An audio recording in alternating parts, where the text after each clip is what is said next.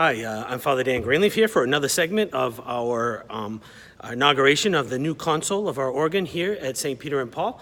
And I'm here with our music director here for the parish, as well as the organist here at St. Peter and Paul. And he's just going to talk a little about the program that we're going to have on September 13th, just so that we get familiar with the music and what it is that they've selected for us to hear as we debut this console. So when I had asked Tom to do this particular program, I spoke to him about putting together a program that would be accessible to the general public, and not just people who like organ concerts. So a lot of the music will be familiar or based on hymn tunes that are familiar. There'll in fact be some hymn singing.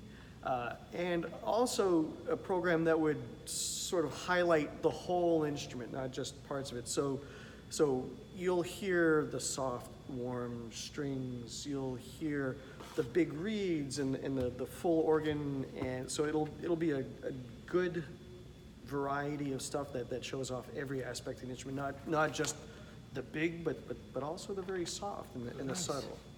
All right. Now, you mentioned something about how this organ in particular was for a specific time period of music and history. Explain that a little. Right. Yeah. So just like with all forms of art, tastes and abilities and whatnot change over the course of human history.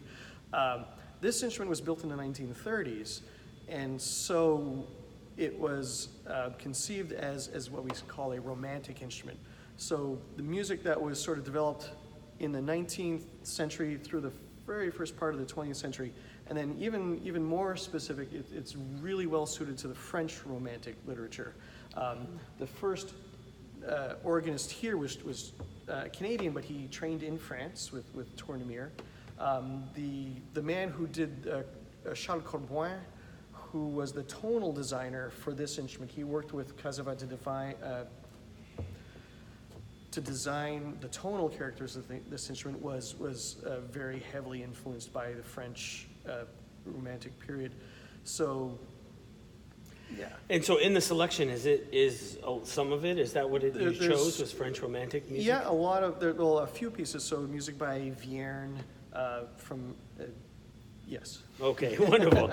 Well, listen, if you want to get a little taste of the music that you would hear on September 13th at 7:30 here at the Basilica, we've put a link here down below, so please kind of listen to it, become familiar with it. That's usually the best way. As one who's not very familiar with music, I love to listen to it ahead of time, and then you begin to appreciate what it is you just, what you're listening to. And so we'll see you September 13th here at Basilica of St. Peter and Paul.